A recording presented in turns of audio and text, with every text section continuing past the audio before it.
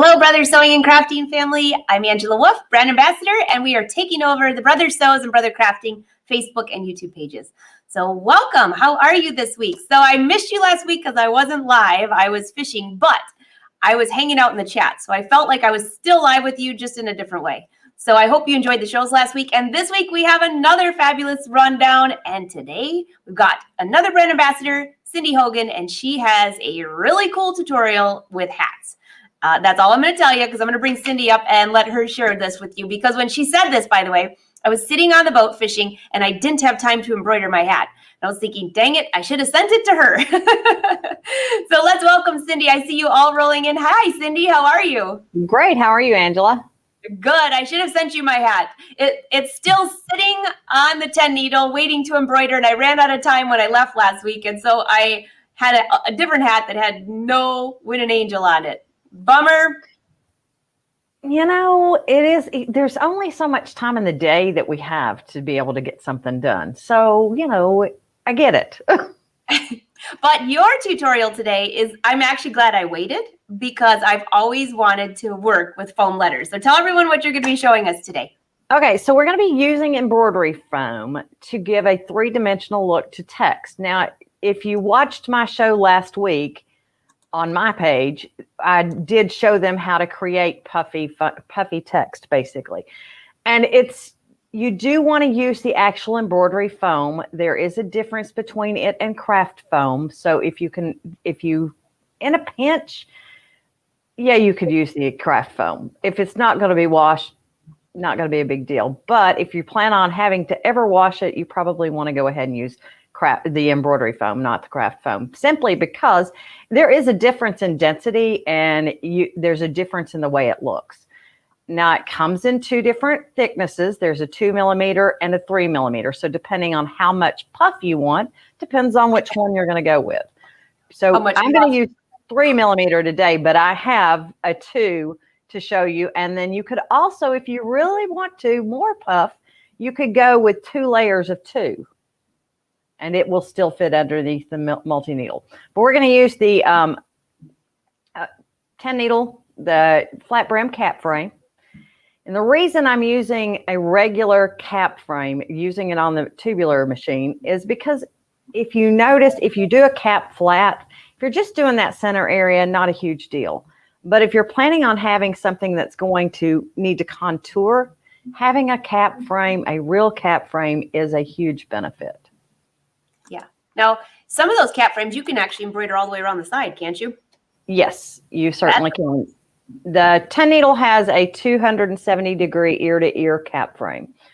And I'm not using that one today. I'm using a smaller one that's universal to all of the tubular machines. So the Persona, the 6 needle, the 10 needle can all use this cap frame. That's great. Well, I can't wait to see this. And can I send you my hat? Or else I guess I have to do this right after the show. I'm all ready for it. You got it all ready to go. But the biggest thing is you have to have a design that is created for foam, because it needs to be a longer design. The stitches need to be longer. The ends need to be capped off. So if you had text that has a satin outline around it, beautiful, you can go for it. But if you have just text, the ends need to be capped. So that's what I've done today. And in the spirit of the Olympics that are coming up, we're going to do USA. So awesome. Okay. So now, by the way, are you going to be showing how to do the letters, or should I put a link to your show last week for that? You can put a link to my show last week, but I can obviously do a quick one if you would like for me to. Why don't you just do a brief, and then I'll look up that link for you. And everyone, I'll put it in the comments below. It'll look like it's coming from Brother Sews, but it's me. Okay, so hold on. Let me bring up my software. Just a quick glimpse. So somebody who's totally new at this can say, oh, I get it. And when they want to learn, they can go back and see the full tutorial. Yep. Hold on just a second. Let me fix and share my screen. Nothing like putting you on the spot, right? No problem. All right. I'm going to share my screen. And it's screen 2, so just take us out. Okay. There we go. And there you go.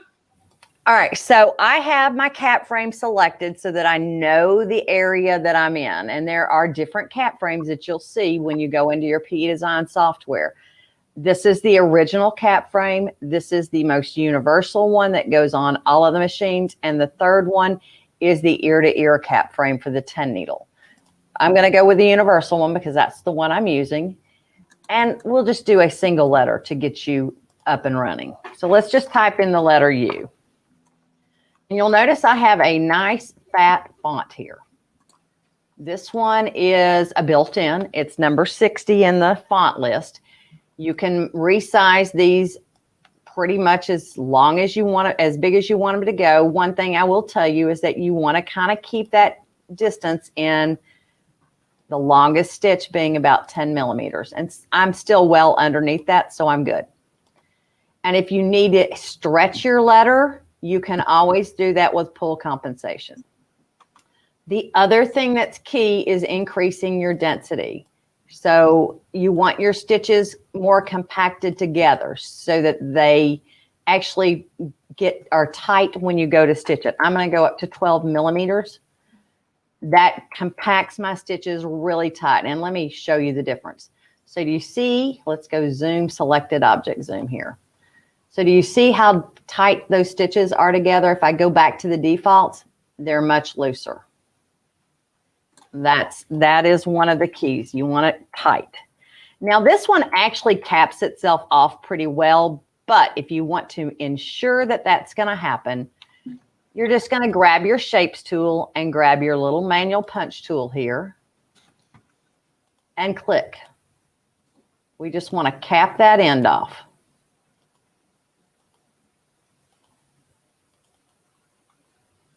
And you want to make sure that it's underneath the stitches so that it doesn't peek out. I usually put it in a different color while I'm working on it just so that I can make sure it's going to stick in there. Same thing. Actually, this one doesn't have to be as dense, just so you know. But one of the things that's good to do is to feather the edge so that it doesn't just make a perforation in the whole thing as well. So that's down here, feathering your edge. And I went with like 1.5. I'm going to duplicate that, copy and paste it over to the other side, basically. And then you move those to stitch in front.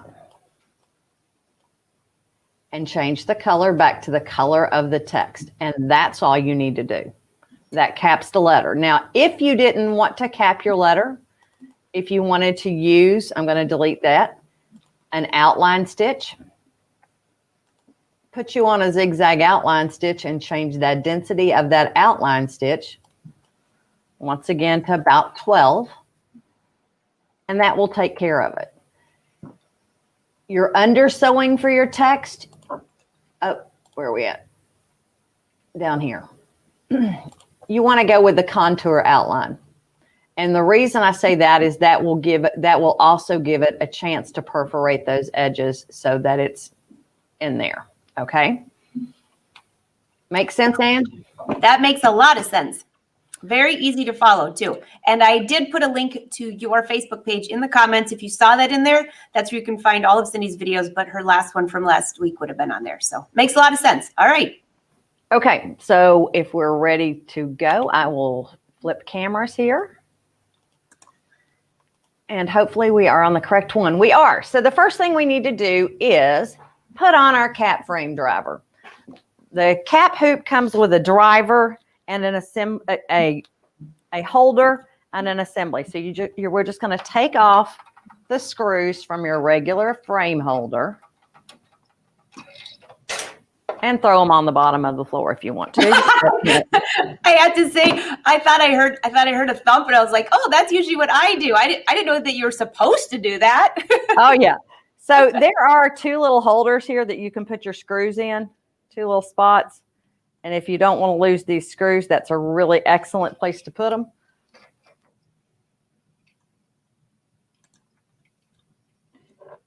Okay, so, and then I'm just going to put that aside. And let's grab our driver. There is a video on your machine showing you how to put on a cap frame driver, just so we're clear on that. I'm going to show you just simply because most people don't realize it's there and they forget. So this right here is key. Take those screws off. And then you're going to slide it up underneath the needles. over the top of the little notches here. If I can see what I'm doing, there we go. And then you put in your top screws.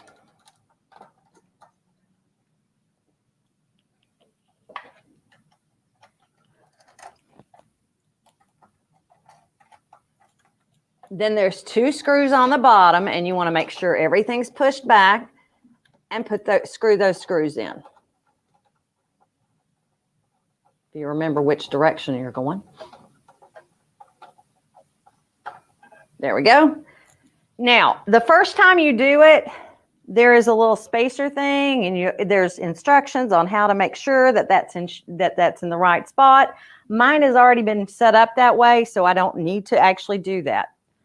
Last piece, this guy right here needs to go on to the top of your needle bar, not the needle bar, the plate. Okay, there's 2 little holes, set it in there.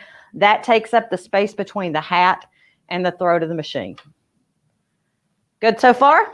That's a good one to remember too. That's one that I always forget. I should just put a little Post-it note or some type of, that's not a Brother product, but I should put a Post-it or something to remind myself to do that, because that's one thing that I think a lot of people, you just don't think of it. Okay, so here is our cap frame. Now I'm gonna actually take it off so that you all can see me put it together here. If your cap is not structured, by that I mean it doesn't have any stabilizer underneath here, you want to actually put a piece of stabilizer the size of the cap frame, and it just slides right underneath here. Just kind of smush it down on there. If you get it tucked up underneath there, it'll make it a whole lot easier for you.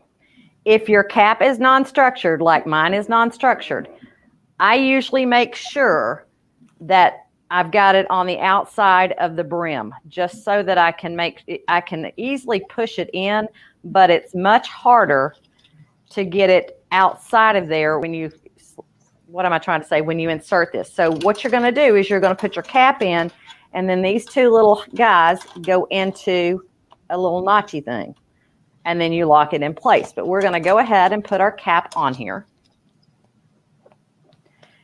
And there is a center notch right here.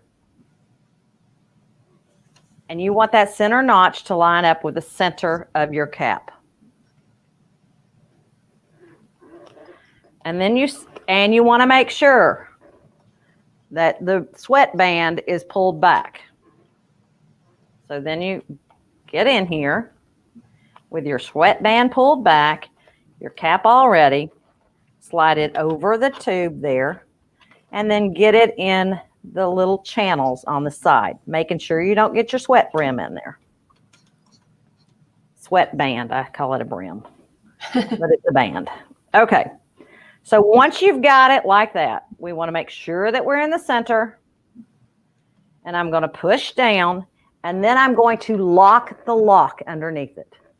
Once I've locked the lock, I can simply take my thumbs and tighten it down. And you'll hear it click. Once you've done that, you take little clips and you put them on each side. And that holds the hat in place. How simple is that? So let me let you see a different little angle here for just a second. What I went down into was right here, okay? And you can see I've got the sweat band of my hat between here and my little thumb holds.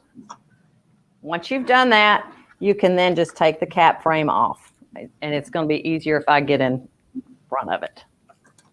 It's always fun leaning over the video camera. That's very easy. And you can see how nice and flat. Yep. Sorry. Yeah, nice and flat it is. I like your shirt, I was going to say. But you can see how nice and flat that cap is at the top. It's laying nice and flat. I think that's really important. Yes, and I actually hooked it to the wrong thing. So hold on just a second. I got to get it on the right spot. I hooked it to the hooper. Oh, to the thing that stays there. And by the way, she's doing this you hook this onto like a table, or if you have a table for your machine. This is not on the machine right now. This is on a separate table. I have mine set up in a different location away from my embroidery machine that I just always leave tied on. It's just easier to do that. So that little silver thing that you see right there, that is a different contraption than what's on the machine, just to be clear. Yes, it comes with it. It is your assembly, basically. That's where you assemble your cap together. That's the word, assembly. Now we want to make sure that we get underneath the needles. So you go in sideways, turn it straight up, and just like, well, actually, hold on. We do need to turn off our machine for a second because mine is in the wrong position. Let's just go home. There we go. Now, I'm going to get it up underneath here, slide it in, and then there's two little notches, and you'll see them. Push it with your thumbs, and you'll hear it click into place. And it's now we're ready to actually embroider our cap. I am going to take a piece of tape here in just a second, but I want you, let's bring up our design on our machine. Okay, so I have sent this wirelessly from my software. We're going to touch the wireless icon and then bring in my design here and touch set. I'm not going to do anything with it on this screen. I'm going to go ahead and end edit. Notice how it turned it upside down for me automatically. It knows that I have the cap frame on, and it has automatically turned it upside down for me. But what I want to do is make sure that I've got it in the position on my machine that I want it to be. I have a psycho camera, don't I? So we're going to touch the zoom button, and it's going to zoom in. And you'll be able to see I've got my upper needle position here, and I've got my needle drop down. So I am going to just simply slide that over.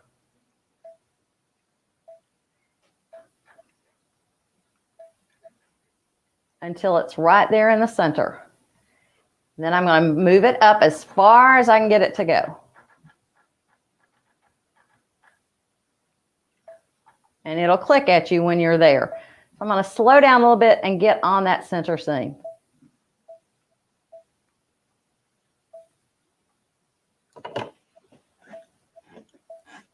And it looks like I'm there. So let's look at the bottom center and make sure it's in the center as well, and it is. So we're golden. Center, center, we're good. All right, so now I'm going to tape my foam in place, and you can see this is my 3mm foam. Your camera, just so anybody that's watching that thinks that it's it's blinky. I gave you my blinky camera. Evidently, I'm going to unplug it and plug it back in here for a second. That one usually only comes out on on Fridays, Cindy. Yeah. We have a blinky camera on Friday. Doesn't normally happen here. All right. Wrong one.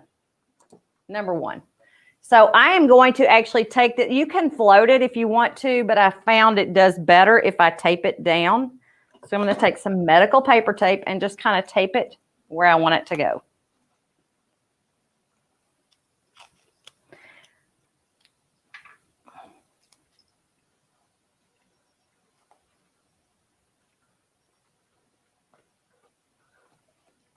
All right.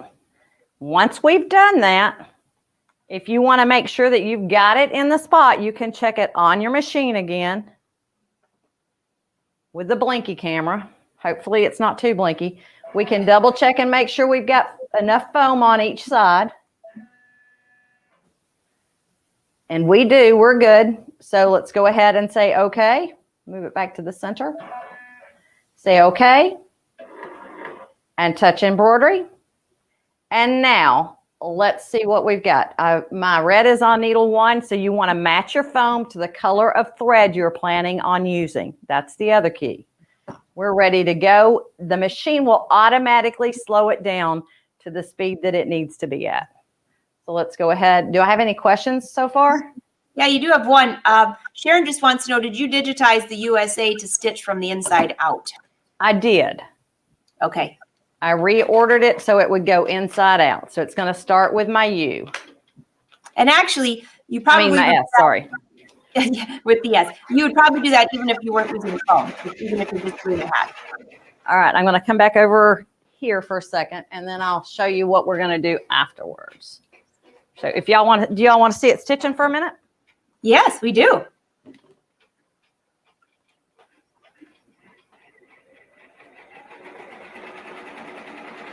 And you can slow it down. You cannot go faster than 600 stitches from a minute, 600 stitches per minute on the cap frame. It's amazing how quietly it goes through that foam.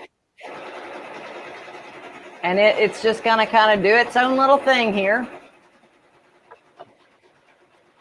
And it will take this one. This does take longer to sew because they are long satin stitches. Okay. Cindy, did you have to use any particular needle for this? I've got a 7511 on mine. Okay. You know me, my 7511s are my go-to thing. While it's stitching, let's look at what else you would do when it's done. All right, when it's done, you'll peel away the excess foam, and I'll do that with that other one when it comes out, but you'll have little fuzzies. So what you want to do is take a little heat gun and move it around over the top of it, and the fuzzies will just go inside. You do not want to keep it in one spot because you will melt the threads. But as you go up around it, it will actually shrink in your little fuzzies.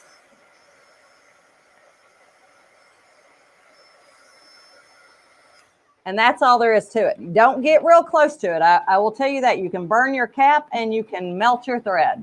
Ask me how I know. That would be bad.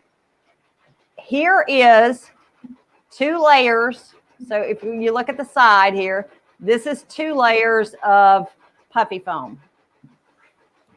This is a single layer of 2 millimeter.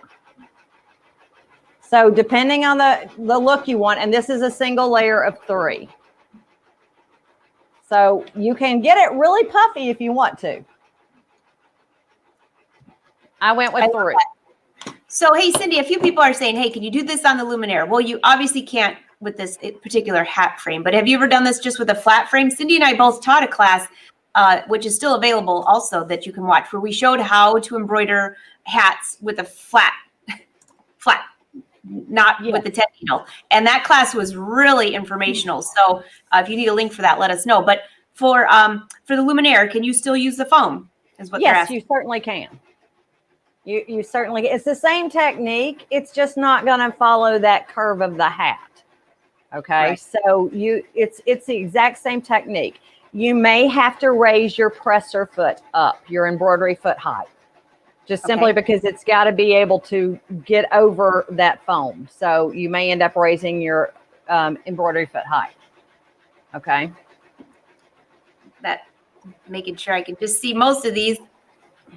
Yes, it is a special foam. It is an embroidery foam. So, and it's called embroidery foam for 3D lettering type. I mean, you can find it in various brands, but it is 3D embroidery foam. 3D embroidery foam. And Shirley, yes, Ken, I just posted your question up just to know that we had answered that. Joanne says she never get her logo low enough to the rim. I tried that with one of our logos. I was trying to add a whole bunch of things, and I got way too close on my Luminaire, and that's not what you want to do. You can guess what happened. The flat brim allows you to get very close because you are actually hooping right along the brim of the hat, so that you can, and it does allow you to, there's a bigger embroidery field for it. You can get it not bigger embroidery field, but it lets you get lower. But you really don't want it way low there because you can't see it. I mean, caps are designed in a certain way, so you don't want it way low. You want it to where it will be able to be seen. And on a flat bed, you do want to make sure, as Angela and I told you, that your cap does not get in the way. You want to make sure that your area is going to be appropriate. I was not paying attention. I was talking with some of the girls here because we had an in-house class and we were trying to do a win an angel hat really fast. And all of a sudden that needle got just a little bit too close. Good news is though, it didn't break the thing. I just started over and I was fine. But you want to make sure you tape everything out of the way. You want to make sure that you do a trace around that just simply so that it stays in place and stays out of the way, and that you know that your foot's not going to hit your hat. Yeah, that's a big one. So yes, it really does make the letters stand out, Arnell. They really puff. They are really cool that way. Can we see your machine? We can. Hold on. Let me switch cameras. I love watching it embroider. And oh, look at how amazing that looks. Okay, let me just get myself out of here. I love that.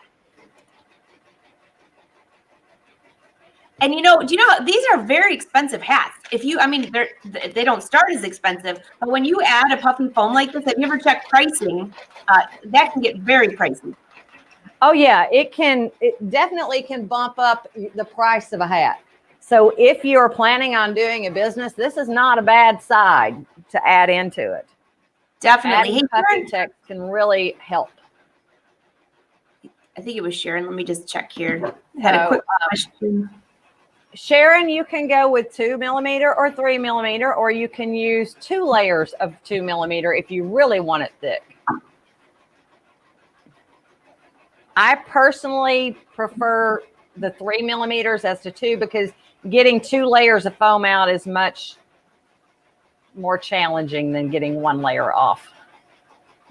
Yeah, I agree. And I see a couple of you have rolled in a little bit later, so don't worry. When this video is over, if you're on Facebook, just click share and share it to your page. You can go back and watch it anytime. If you're on YouTube, you can also click save, and be sure to subscribe to the Brother YouTube channel. You'll never miss a video, but you can also go back there and watch all of these. So I know that some of you are asking things that we already covered here, and that's all at the beginning. So in case we didn't answer your question, it's there.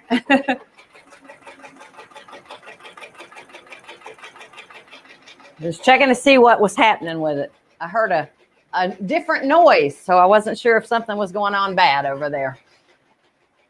So Dee has a question for you. Is the 10 needle hard to learn? Really, no. There are built-in tutorials on the 10 needle.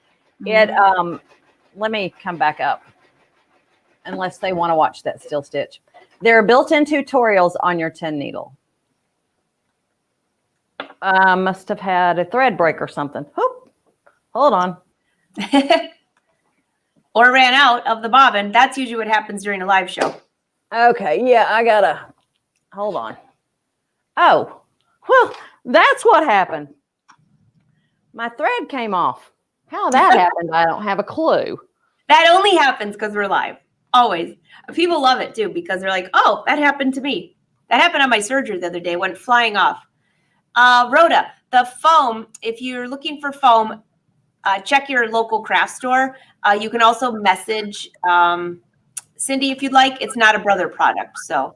No, it is not a Brother product. So there are various manufacturers of it. When I was hearing that, when I heard that noise, I should have looked a little closer, girls. So we're going to back up this machine a little bit. Let me flip cameras so you can see how to do that. If something happens, what do you do? Wrong camera. So this is the one we want to do. This is how it works. Now it's the blinky. It's the blinky that we need. There you go. We need to back up, and you can actually zoom in to see where you need to back up to. So you can see this is where it started messing up because that upper thread was pulling. So I'm going to back up to that spot.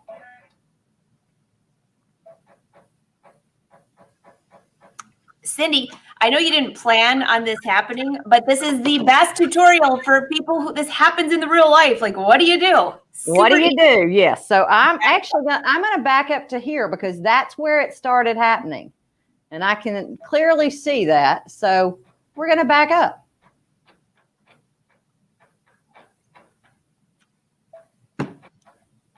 There we go.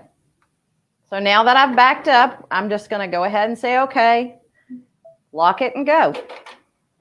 And let's let it do its thing now. It'll just be a little puffier on that side. If I were doing this in real life, I would probably take those stitches out and back it to that point. I will say, yes, I am that anal retentive. I would have to say I would not. I would just back it up and go. And if anybody's looking that close to my hat, so be it. They're a little too close for you if they do that, huh? Exactly. So now it should do its thing. The thread just got stuck. You know, that's, by the way, of course, we didn't mean for that to happen. But, you know, a lot of the thread that we have, like for Brother, you can actually slide the thread under and close that little bottom part. I don't have a spool next to me. I can grab one to show you. And I think a lot of people don't even realize it does that. So actually, I'll go grab one. Yeah, make sure that the bottom gets closed. That wasn't what happened to mine. Mine was what got wound up too tight, and so it picked it up. So, yeah, you're right. You know, especially live, you can't cover up the mistake that you just made. So you do have to show you how to do it. So here you go. Here is your cap, and I'll just bring this up closer real quick for a second. In case you didn't notice, this pops open and close. And so if you leave it open, which I have done accidentally, and what happens is sometimes it'll get stuck under here, and that can really cause a problem. So when you're storing your thread, you just slide it right in there. If I can see. And then you pop this closed. So it goes open and closed. Very, very, very simple. Yes, it is. It's not hard to do at all, but you know, you just do have to keep it in mind. And if yours happens to get stuck in the open position, you might want to just take it off. If you can't get it closed anymore, you may just want to take that bottom piece off, because if it gets stuck around there, that's when your needle breaks. That's when it does what it just did to me. So just keep that in mind. Yeah, and that can really cause a lot of problems. So, but it's a great way to store it. That's the part I like. I don't think I've ever had one just break and stay open. Have you? I do have a few that will not close. Oh, although you embroider a lot more than I do. Yeah, you sew a lot more than I do. So there we go. All right. Anybody have any questions while we're finishing up the hat? And it's just about done. It's on my A right now. So once the A is done stitching, I'll show you taking the foam off of it. And you're right, Karen, it's not a mistake. It's a learning moment or a teaching moment. So I seen somebody earlier, and I can't scroll up to see who that was, asked what software was it that you used. Now, I did put a link to your page, and I also have your website below so they can go watch that video. But what software were you using to do that? Design 11. Okay. So both 10 and 11 have the ability to go higher in density. Okay. Could they use BES4? BES4 does not have the setting to increase the density, but what you could use BES4, I mean, you can't double your density like I just did. What you could do with BES4, though, is one of the optional fonts, the fonts with an O. They usually have the ability to have a satin with a steel around the outside edges, so you could certainly use those. Okay. Just make them as dense as you can. It's just not going to be quite as tight. So I think we got everybody. I'm just making sure we don't have any other. Must have some questions. Actually, everybody, they like the learning lesson better of how to fix it. The speed is set at 600 stitches per minute, Sue. That's what when you put a cap frame on the 10 needle, it automatically sets it to that. And let's go back and talk about learning the 10 needle, because that was actually a really good question. If you think of a 10 needle as a single needle, just with 10 spools, and each of them have their own color, you're basically threading it one time. From that point on, you tie it off like you would tie a serger off. and just pull it through and use the automatic needle threader. That is getting it threaded the first time is the most challenging part about the machine. After that, there are many of the tools that we have on our luminaires, on our stellaires, are built in to that 10 needle machine. The camera function is there, so you can scan things in. If you're used to a Brother machine, moving up to a 10 needle is not hard at all. It's very intuitive. And as I said, there are built-in video tutorials that are high definition on the machine to walk you through doing it. So if you wanted to do a cap, a regular cap, it will walk you through putting that driver on. It will walk you through how to get the cap hooped. It will walk you through putting the cap on the driver. So it does it all. You know, and also even I just called you 2 weeks ago when I was trying to work on a hat on the 10 needle. I had not used the 10 needle in a while. I just pulled it out because I've been using everything with the flat, you know, because we did that class. But I thought I'd do a lot of hats. I'd rather just pull out the 10 needle and get this working. I could not remember how to hook that up. And I've used it many times. And so City said the same thing. I went right to Brother Sews, which I have the website right below, and looked up the machine, and there's the videos, both of them, how to set it up. And of course, after I watched it, I'm like, how did I forget? But it's like riding a bike, you know, you never forget, but each technique is a little bit different. And if you hook it up wrong, that could be a problem. So I love the video tutorials. They're quick and easy to find. And especially with the 10 needle, if you're not using it for a while, you might forget how to thread it. So yeah, if you want to watch it on a bigger screen than on the 10 needle itself, you can go to support.brother.com and look up look up your PR1055X or whichever one you have. And I believe it's under consumables, wasn't it? I don't remember. Or accessories. It was under accessories. Yes, it was. And then once you click accessories, you'll find the cap frame that you have, and there'll be a video there for it for the most part. Nice. Hey, Carolyn wants to know, do you use thread nets? No, I do not. I use thread nets on my serger quite often, but for embroidery, I've only had to a couple times when I had a really unruly spool. It was not a Brother product at that time. But other than that, with the Brother thread, I've never had to do that. I've never needed to do it. Not even with I use Brother metallics, so you don't really need to do it with those. There's enough area that it winds down, and the 10 needle has a little bar that you can close that keeps that tension tight. So hold on, and let's see if I can zoom out on a camera and show you that. How often do you change your needles? That's a great question, Marcia. That is a great question. And, you know, when mine start skipping stitches, because I use all 10 needles on this, but when one starts skipping stitches, then I'll change all of them out because that tells me that it's about time. All right, guys, so I'm going to flip to this camera. That's the right one, correct? This little guy right here pretty much acts as your thread net. Hold on 1 second. There you go. Now go ahead and point that out again. This guy right here, if you'll keep that closed, it actually applies tension as it feeds the thread through. Okay. Are you kidding me? No. So it keeps it from going nuts. And if you'll keep that closed, that will take care of you. Okay. I have to confess, I must have missed that video because I've never done that. But I've never had problems. But now I won't because now I'm going to make sure I do that. All right. So we're finished embroidering. We're just going to take our thumbs and press right there, rotate it sideways, and then just pull it straight out. And you can turn the lever into the unlocked position there. See, it's locked, unlocked. When you're taking it off, you want it unlocked, and just take and slide it out. Oh, you do want to take your little clippies off.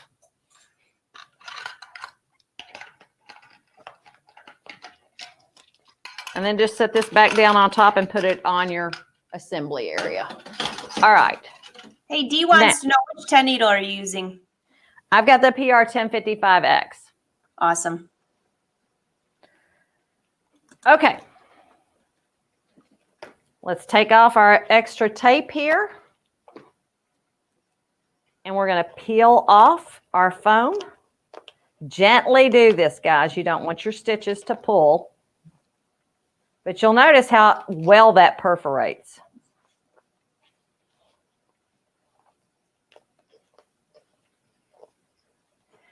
And your center, if you have an extra one, I like these little tight tweezers because I can get down in the middle of stuff, pick it up underneath there. There you go.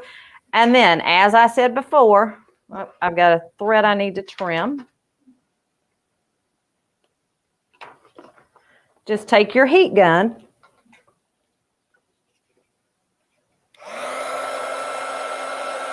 and run it across and get your fuzzies. Don't get close to it.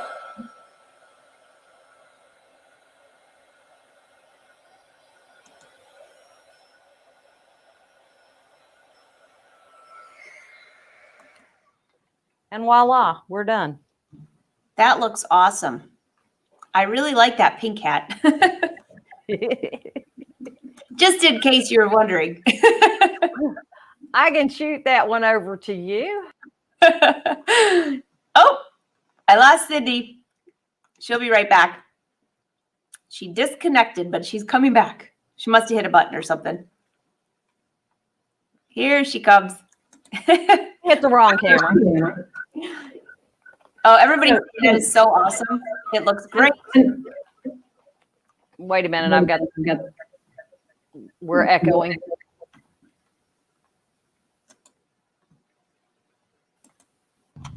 Okay. Is that better? Got it? Yeah. Okay.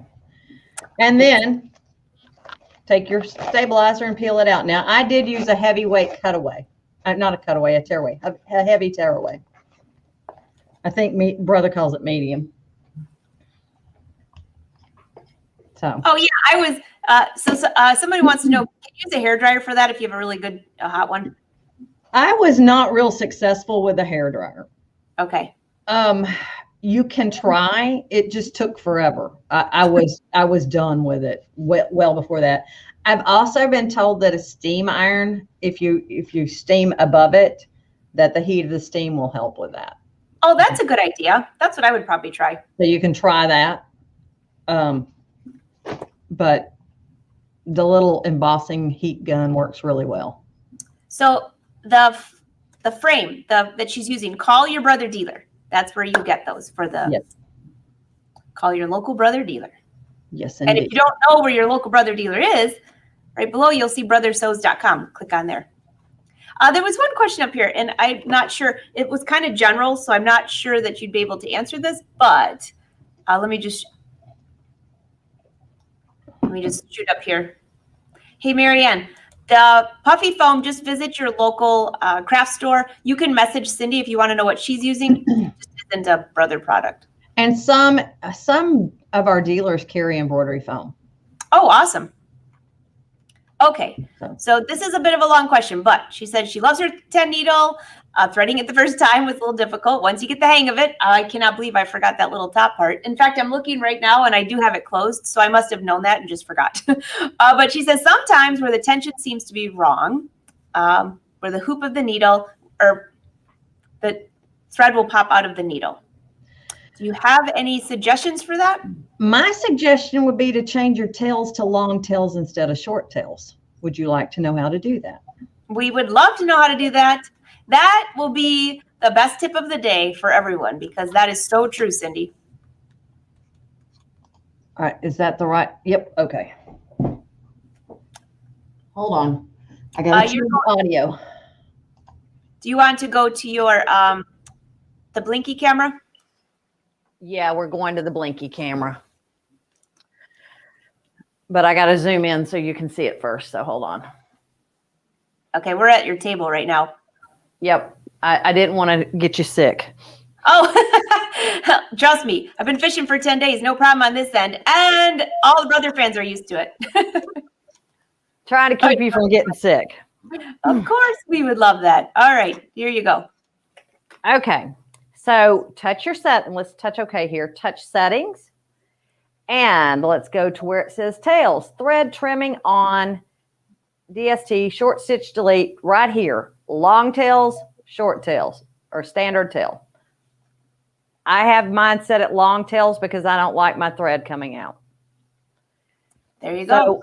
I would also, if it sounds like your tension may be too tight if it's doing it on a single needle all of the time.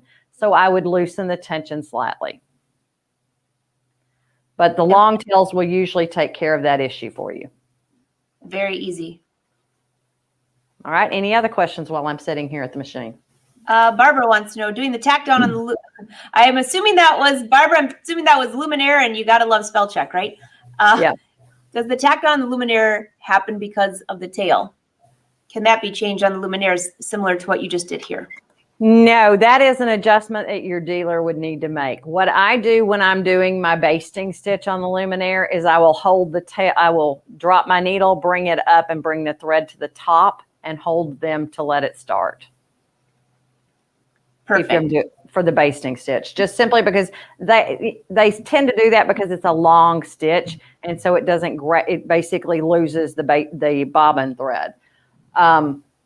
And if that's the only time you're having that issue, then I would just simply hold the tails, both the bobbin and the thread tail, in my hand till it gets past the base, until it gets the basting stitch started. I do the same thing on the 10 needle. And if I had wanted to make sure my foam wasn't going to be moving, I could have put a basting stitch on it. I just simply didn't do that. Just to be able to tear the foam easier. It's easier if I don't have a basting stitch on it. Right. I like your tape idea. That was pretty cool.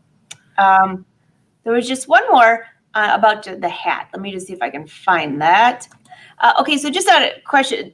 How much closer does the flat brim frame get to the brim than the original frame? You know, I think it's about 3 millimeters. Which doesn't sound like a lot, but it's quite a bit. Don't quote me on that. I can check and get back to you. That's pretty close, though. Yeah. Any other questions? Any other questions while she's there? It looks like everybody's just saying thank you. What an awesome project. So yes, you can go back and watch this. You can go back and watch this. If you're on Facebook, share it to your page. That's the best, easiest way, best and easiest way, I don't know, great English for the day, that you can go back and watch, because it'll be on your Facebook area that you can watch. If you're on YouTube, subscribe to the Brother Sews page, and you can go back and watch them there as well.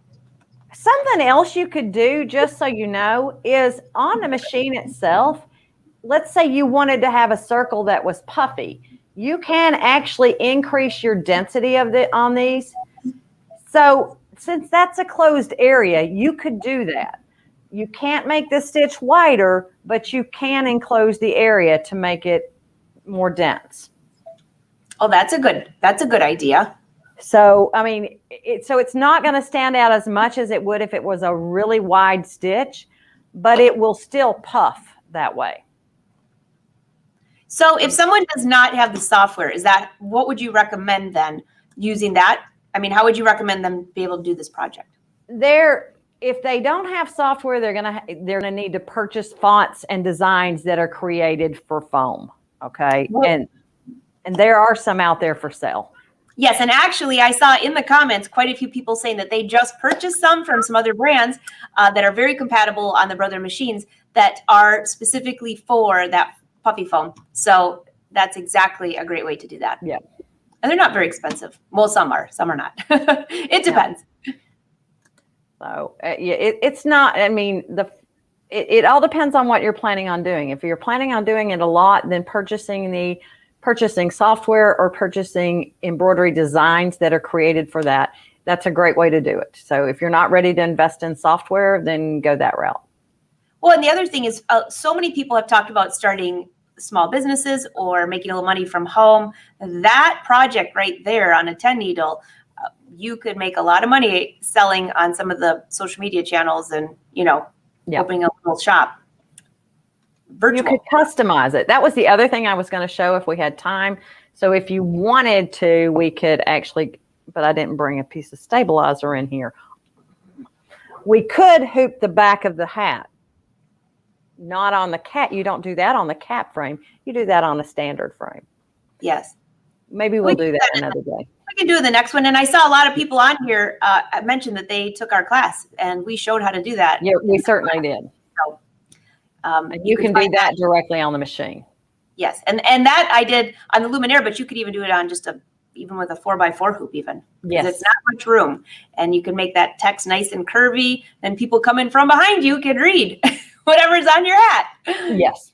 So Sharon, in the software, you can't tell it center out. You have to organize the design in the sewing order window to make it so center out. So I put my S I made everything that belonged to the S so first, then I let it do the U, and then I let it do the A. So basically I reordered it by one letter. Perfect. And it's what you call it, capping. Everybody's saying thank you, thank you, thank you. Thank you. Great to see you, Joanne. Got everybody rolling in here. Let's see. I think I have one more question before we run here. Marissa, you can actually go back and purchase our cap class because it's available out there and it lives on the internet. Yeah. So if you look, I have all of our websites down below. So you have Cindy's and then AngelaWolf.com. If you click on AngelaWolf.com and click on classes and go to the Academy, that's where you can still purchase it.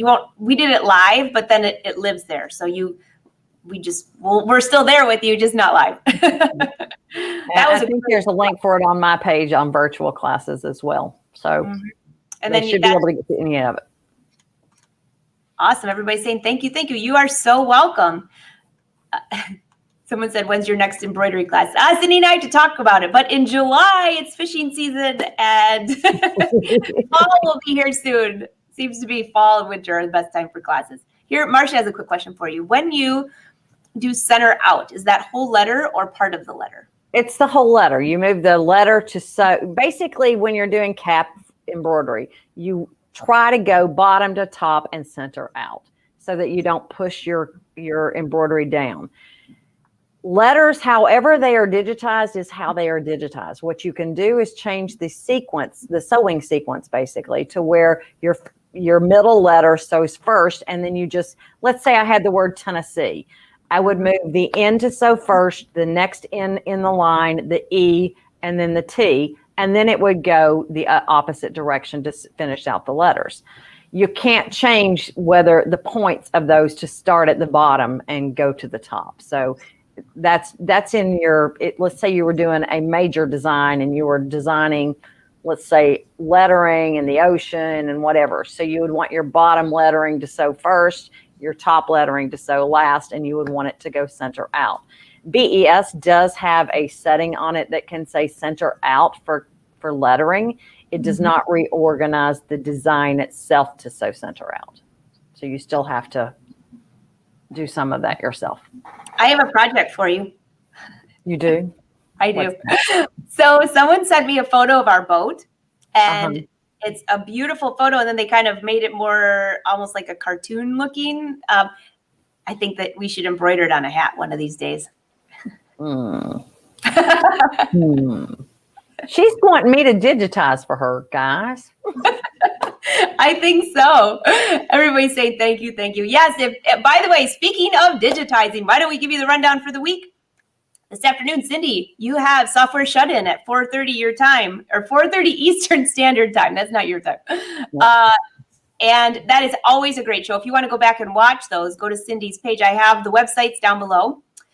Tomorrow, I will be live at 1:30 p.m. Eastern Standard Time on my page. And then we are back at noon on Thursday with one of the brother educators. And then I also have a virtual class on Thursday. Learn how to hem your pants. Now, that's something, Cindy, I don't know about you, but during COVID, I kind of went through all of my clothes. And I have some pants that are just too short or too long that I just never wear. And I thought, you know what? I'm going to sit down and hem these things. So, and if you choose the wrong hem, you could end up with a little bit of a mess. So do you know that's why I got my first serger? My mother wanted me to hem her pants. Really? So she bought me a serger so that I would hem her pants to have that nice finished edge on the inside. That's fantastic. Actually, when I got my first serger right out of college, I was petrified. It was pre-YouTube days, and I could not figure out how to thread that thing, and I used white thread on everything. I will tell you, Rebecca Kemp Brent is who taught me how to thread a serger, and I can remember it to this day. Now I know how to thread one, and once you get the sequence, it's good. Go right to left. Yes, but it depends what brand, because some of them go the other way. That's true. Brother, you go right to left. And Oh, so gosh. once I learned that trick, I have never messed it up again. Perfect. Everybody's saying thank you, thank you. Love the hat. Well, that is the schedule for the week, Cindy. I look forward to seeing you this afternoon and what you're going to be showing on Software Shut-In. Yes. Send in the questions, guys. That's where I come up with my shows. You better hurry up. You only got a couple of hours. That's right. That's fantastic. Everybody's saying thank you. Thank you all. Brother, especially thank you for letting us take over your page. Cindy and I are both Brother brand ambassadors, and we love what we do. We love all the Brother products. That's why we show them. For sure. All right, Cindy. See you later. Bye-bye. Thanks, Bye, guys. everyone. Thank you for watching.